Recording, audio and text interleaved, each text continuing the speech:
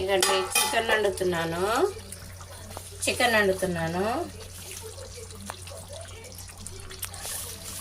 Chicken చేశానండి. మా అల్లునికి ఇష్టం ఉంది. చికెన్ చేశాను.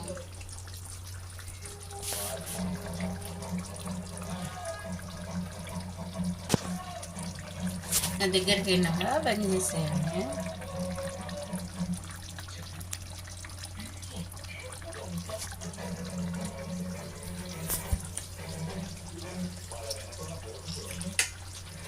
ఉప్పు కారం అన్ని మసాలాలు వేసాను. ఈగురు వేసాను దగ్గరికి. అట్లయితే ఇష్టపడుతున్నారు.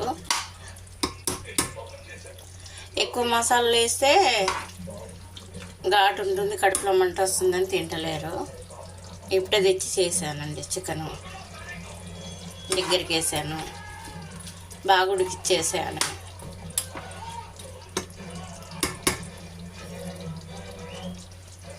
అవునండి, చికెన్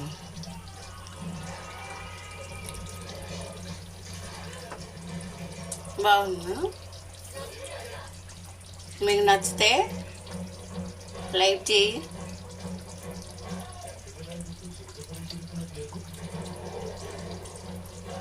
చూడండి, నచ్చిందండి. చికెన్ నచ్చిందా?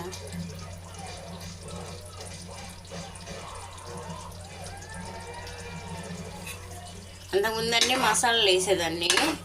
కొబ్బరి, ధనియాలు, జీలకర్ర, గసాలు, ధనియాలు, లవంగా, చెక్క అన్నీ వేసేదాన్ని.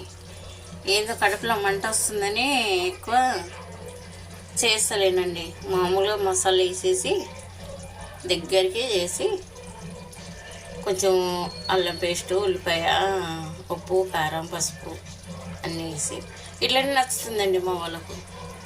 అంతకుముందేం బాగా చేసేదానండి. అల్లము, పచ్చి అల్లము, ఎల్లిగడ్డ, కొబ్బరి, ధనియాలు, లవంగాలు, యాలంకాయలు అన్నీ వేయించి మంచిగా పేస్ట్ చేసి చేసేదాన్ని. ఎప్పుడైనా కడుపులో మంట వస్తుందని ఇష్టపడతలేరండి. చూడండి,